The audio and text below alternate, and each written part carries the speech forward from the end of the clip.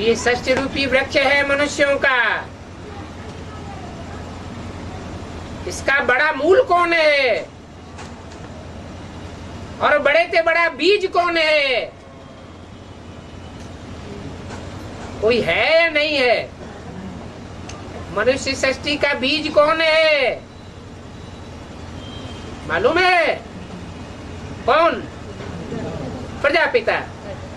बीज है तो जरूर जड़ भी होगी। बीज अपने को खाक में मिला देता है। जैसे बनियन ट्री दिखाया हुआ है, उसमें जो सनातन देवी देवता धर्म की जड़ है वो प्रायः लोप है या पूरी लोप हो गई है? प्रायः लोप है। माने गहराई में अगर खुदाई की जाए तो जहां जहां नमी मिलेगी वो जड़ अवश्य मिलेगी। ऐसे बहुत से पेड़ होते हैं जिनकी लकड़ी दूधिया होती है। वो दूध वाली लकड़ी जब तक पानी में रहती है या जो हिस्सा पानी में रहता है वो कभी सड़ता नहीं है। इसलिए जो कुआं बनाया जाता है उस कुएं की दीवारें ऐसी लकड़ी के शिकंजे के ऊपर रखी जाती है। वो कुएं की फाउंडेशन में रखी जाने वाली लकड़ी सड़ती नहीं है।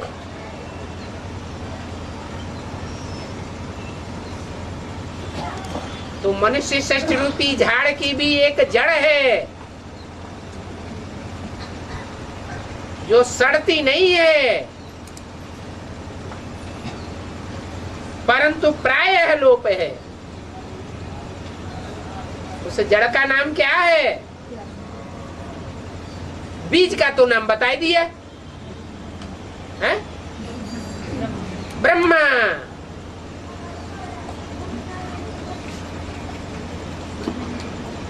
कुआं जो बनाया जाता है उस कुएं की सारी ईंटों सारे पत्थरों का वजन किसके ऊपर पड़ता है?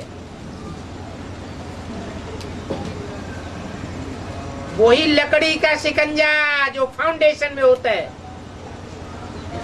उसी के ऊपर सारा वजन पड़ता है।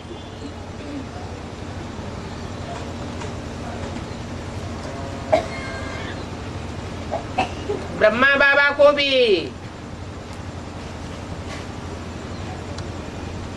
बहुत चिंता रहती थी ज्ञान यज्ञ के परवरिश की, ज्ञान यज्ञ वृक्षों के परवरिश की। पूरी बारात की बारात जीवन भर ढोनी है तो चिंता तो रहेगी।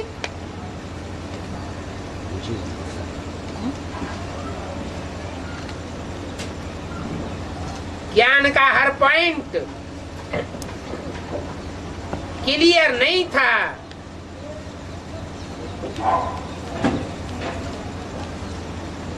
बुद्धिमानों को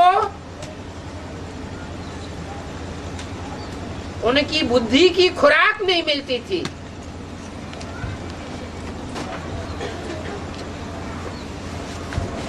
इसलिए बहुत से बच्चे टूटते रहे।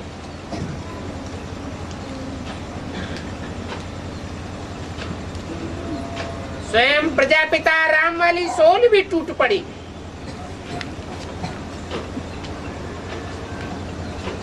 क्योंकि बुद्धिमान बाप के बुद्धिमान बच्चों को बुद्धि का भोजन चाहिए।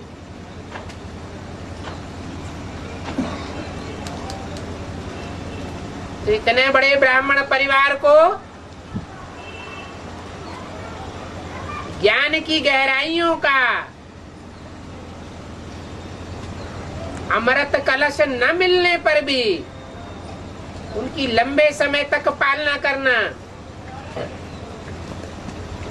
ये बड़ी जड़ का ही काम था।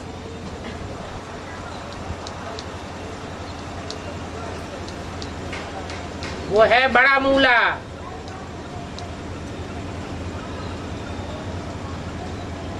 और जितने भी भूत प्रेत हैं, मुख्य मुख्य भूत प्रेतों का नाम क्या है? हैं? अरे, जो मुख्य भूत प्रेत हैं उनका नाम मालूम है ना? अरे, नहीं मालूम? काम, क्रोध, लोभ, मोह, अहंकार, इन भूतों का बाप कौन है? हैं? देह अभिमान। एक्सेस वाली लाइट जल रही, लाल वाली की एक्सेस वाली लाइट जल रही। ये देह अभिमान इस मनुष्य सृष्टि की मूल जड़ है।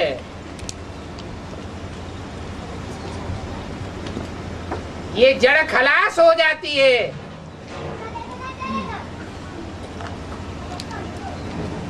तो नई सृष्टि का फाउंडेशन लग जाता है।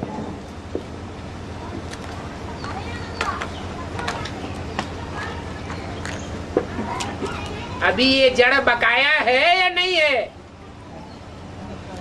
है? अभी भी बकाया है। स्थूल शरीर नहीं रहा। मैं गीता का भगवान साकार में,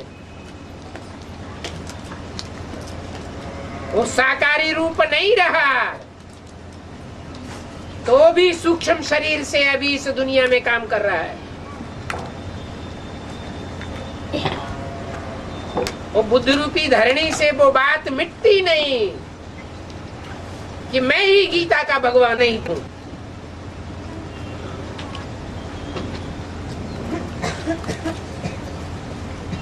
समूची सृष्टि का बड़े से बड़ा संचालन करता मैं हूं।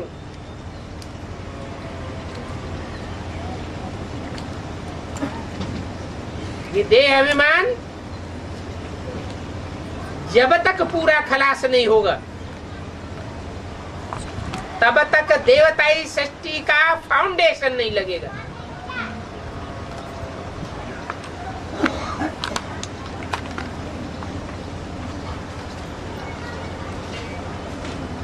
बाहर की दुनिया में भी बड़ा मूला ट्रायंगल है। ब्राह्मणों की दुनिया में भी बड़ा मूला ट्रायंगल है। ये भूत प्रेतों का राज्य है और इतना शक्तिशाली है कि आज के बड़े बड़े वैज्ञानिक उस बड़ा मूला ट्रायंगल के आसपास जाने में घबराते हैं। उसके रहस्य को जानते नहीं है, उसकी ताकत को समझते नहीं है।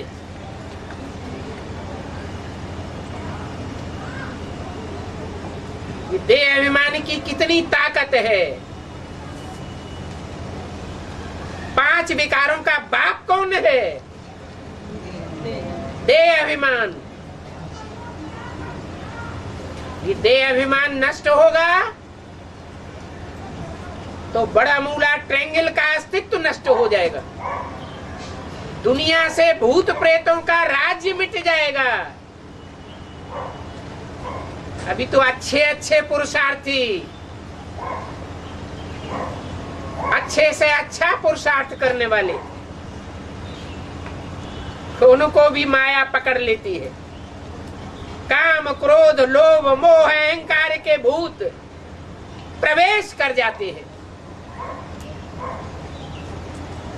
बुद्धि को पूरा ही पलटाए देते हैं।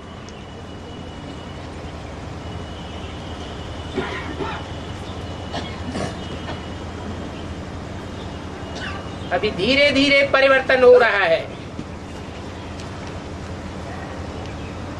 एक टाइम ऐसा भी आने वाला है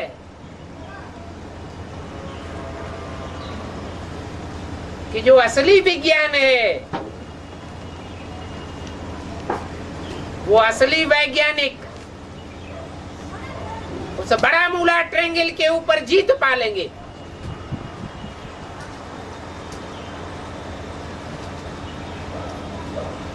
वहां जानवर बुद्धियों का राज्य है।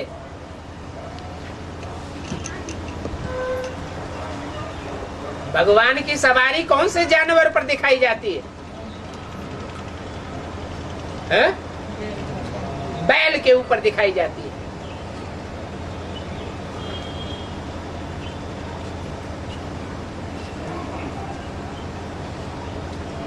ये जानवरों का राज्य अब खलास होने वाला है। या तो बैल पूरे कंट्रोल में आने वाला है, अभी उल्टा है क्या?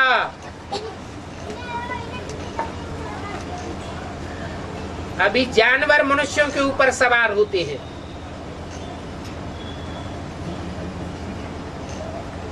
शंकर के ऊपर किसकी सवारी होती है? हैं? अधूरे चंद्रमा की। कंट्रोल कर लेता है।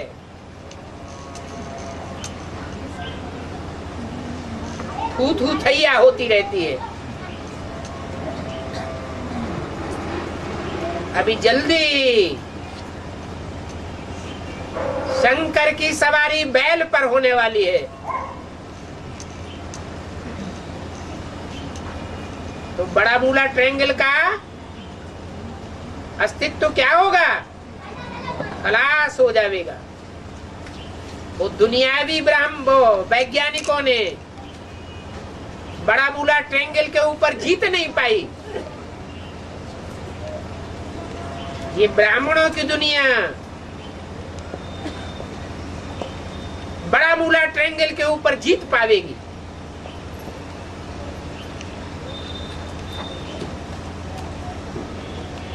अभी ब्राह्मणों की दुनिया में भी दो प्रकार की दुनियाएं हैं।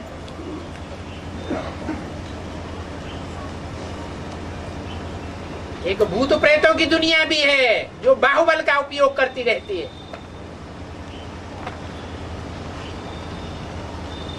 धन बल का उपयोग करती रहती है। दुनियावी बुद्धि बल का उपयोग करती रहती है।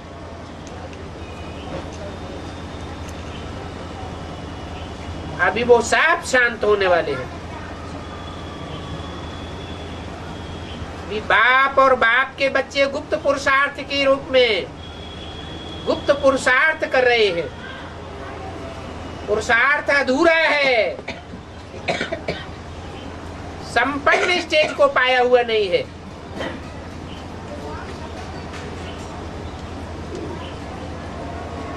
इसलिए जो सिद्धि होनी चाहिए वो सिद्धि दिखाई नहीं पड़ती।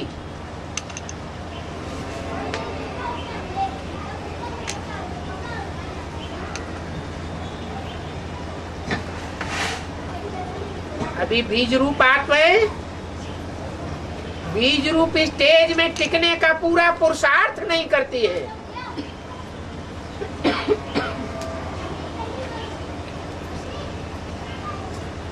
आवाज है चारों ओर,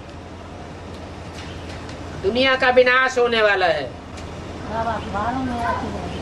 साल में विनाश लेकिन अपने अपने सर के ऊपर डंडा नहीं पड़ रहा है। जब विनाश का डंडा अपने अपने सर के ऊपर पड़ने लगेगा तो सब पुरुषार्थ में चौकन्ने हो जाएंगे।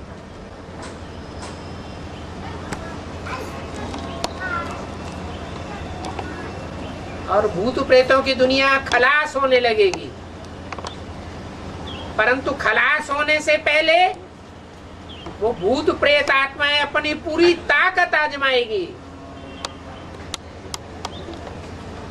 उनकी संख्या बहुत होने वाली है।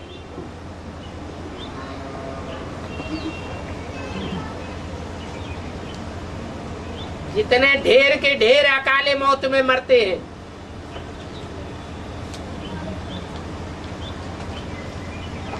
वो सब भूत प्रेत बनते हैं।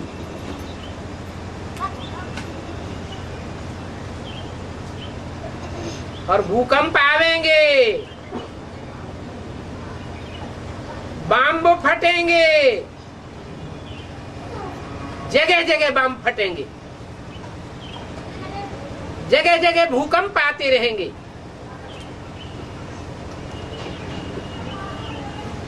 बड़ी बड़ी बिल्डिंगें, मल्टी स्टोरीज, जहां दुनिया के ज्यादा से ज्यादा लोग रहे पड़े हैं, वो अचानक मरते रहेंगे।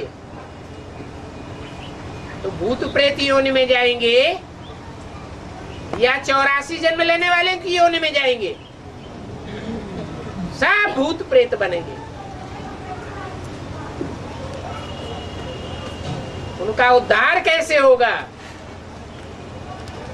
वो ज्ञानी तो आत्माएं हैं क्या? नहीं है। इसलिए एक एक में अनेकों का प्रवेश होता रहेगा।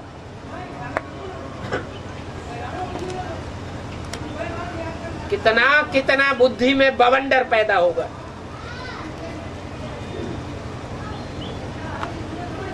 अभी अभी बुद्धि एक बात फैसला करेगी, अभी अभी दूसरी बात फैसले करेगी। एक फैसले पर वो भूत प्रेत आत्माएं टिकने नहीं देंगी।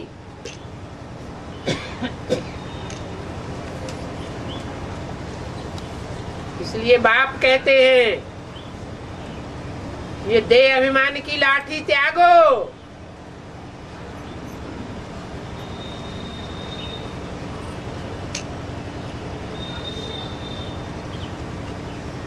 ईश्वरीय कार्य में ये देह भी पूरा अर्पण करना पड़े। कितने निकलेंगे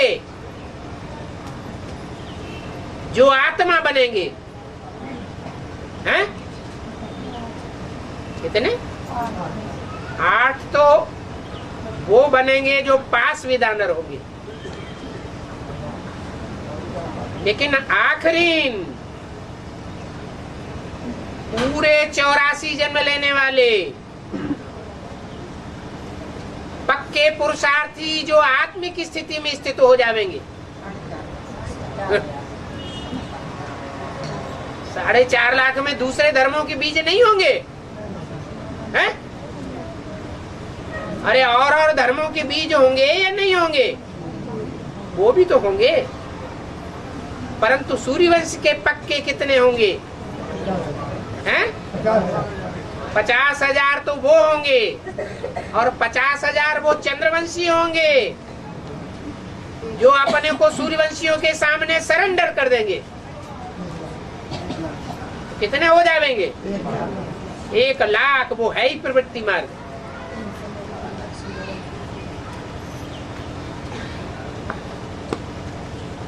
ये वो श्रेष्ठ आत्माएं हैं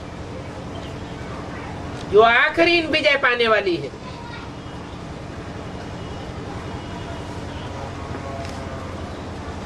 अभी प्रभावित हो रही है।